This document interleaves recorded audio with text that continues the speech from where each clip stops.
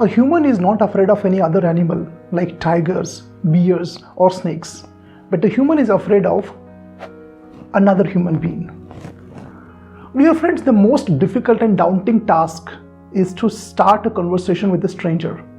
It's very difficult for some people. In fact, it may be for you also. We are very scared to talk to a stranger due to 3 reasons. First, fear of rejection. Second, what to speak. And third, how to speak. My dear friend, in this video, I'll tell you a 3-step process which will help you to calm down, relax, and have a nice conversation with a stranger. Not only you will be able to impress him, but he will like you also. Chalo, let's start.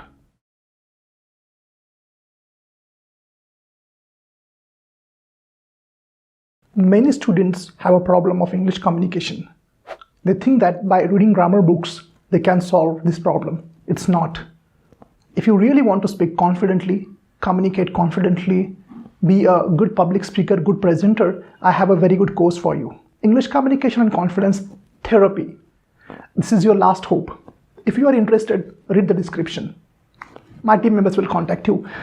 This was the announcement. Let's come back to the topic. Very important topic we are dealing with is how to talk to strangers. 3 steps are there. Take your notebook and write it down. First step, psychological. Second step, non-verbal. Third, verbal. I repeat, first, psychological. Second, non-verbal. Third, verbal.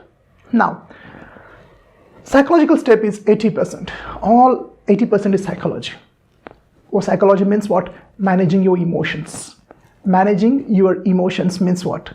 Looking inside you and watching your emotions, looking at them, looking what these emotions are, why they are here, and what they are giving you a message, what they are telling you. That is called as managing your emotions. Dear friends, when you start a conversation with a stranger, you get nervous. Now the question is, why do you get nervous? There is a reason behind it, and the reason is your amygdala gets triggered. What is amygdala? Amygdala is an emotional brain which is there for a reason. Amygdala wants to save you. Amygdala wants to protect you. This is the reason why amygdala triggers this emotion. But amygdala does not know that talking to a stranger is not a life-threatening situation. So first thing is we have to manage the amygdala. That is emotions. How to do that? I'll tell you. First, accept the emotions. Whichever emotions are there. In this case, nervousness, fear, anxiety will be the emotions. Accept them. Don't deny them. If you deny them, if you reject them, if you oppose them, they will come back with more force. So accept them. First step. Second step, very important. Do deep and slow breathing. Okay? Deep and slow breathing. You should realize that this is a tense situation. I'm going to talk to a stranger. Now I'm going to do deep and slow breathing. And it happens. By practice, it happens. When you do deep and slow breathing, a signal goes to your brain that the situation is not threatening. Calm down. Because what happens when the situation is threatening, when you are nervous, you can observe that your breathing becomes shallow and very fast. We have to give opposite signal to your brain by purposely breathing slowly and tell our brain that there is nothing threatening, no problem, no any critical situation, relax yourself. All of you got it? So now this is about managing your amygdala, emotions. Now thoughts are also there. Why we get nervous? There are thoughts.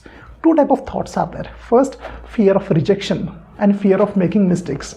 These are the fears, and these fears come from a thought that if he rejects me, then, it happens. Now, how to deal with it? Simple. Use your rational brain. Think logically. Suppose the person rejects you. Well, he has rejected your proposal, not you. Not you as a complete. So don't take it personal. First thing.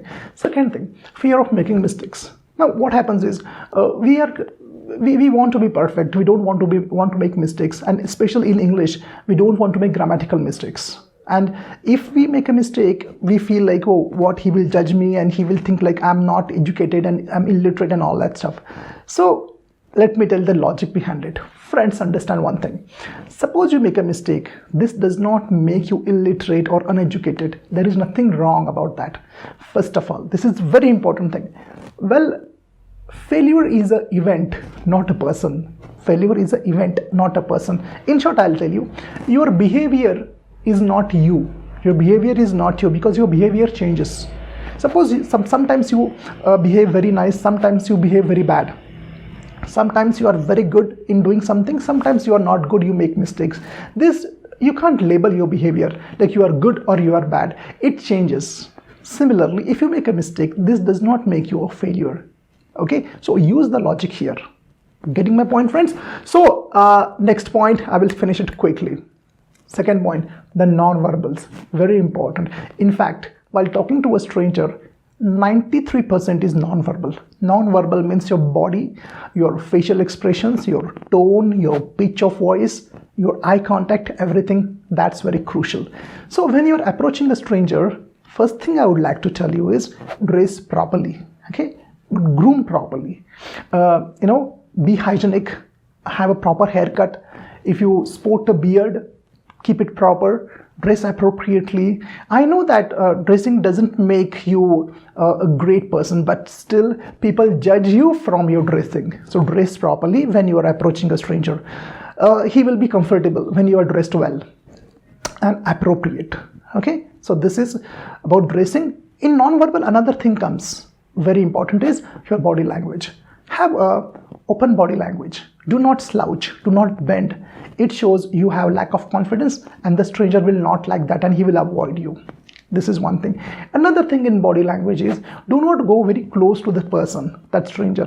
Stay around 5 feet away from the person. If you cross any borderline, if you cross that limit, that person will get offended, especially if that person is a lady. She will get offended.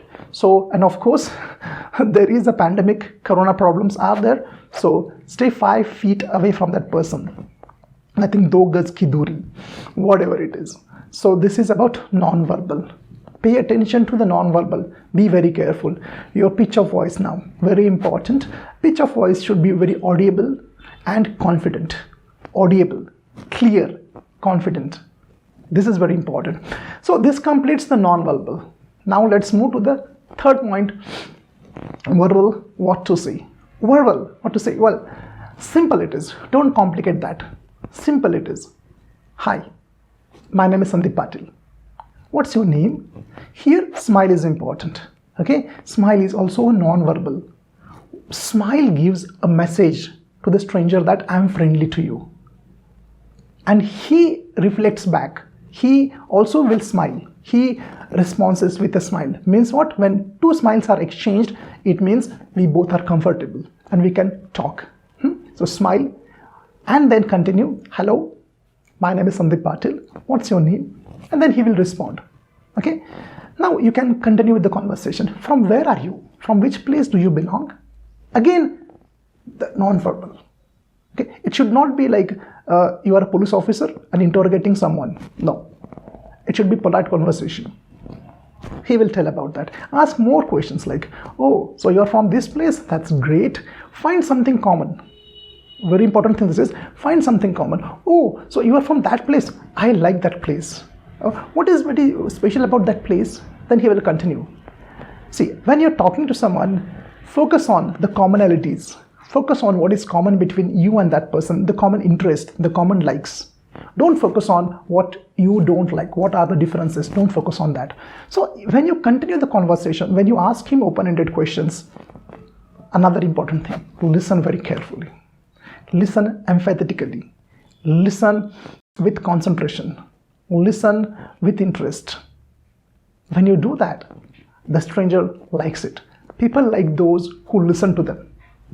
So when you listen to that person, he will again tell more about himself. Don't tell about yourself too much. Let him speak. Let him do the talking. He will like. In this way, a stranger will not only talk to you, but he will like you also. Well, friends, these are the 3 tips which I have given you. But ultimately, this tip is very important. And the tip is action. You have to take action. Without action, nothing is going to change. no use. So I'll give you one homework. Go and talk to at least one stranger. One stranger. Of course, he may reject you, she may reject you, doesn't matter. It's a part of the process. It's part of learning. And second important thing, especially for ladies, of course, be careful before talking to any stranger. That is always there. So be careful and what happens is, there are some strangers who take in the other way. Okay, so be careful, ladies, before talking to a stranger. If you are comfortable, yeah, you can talk to similar sex. That is a good thing.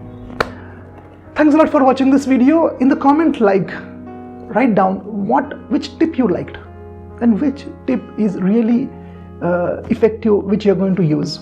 Tell me in the comments.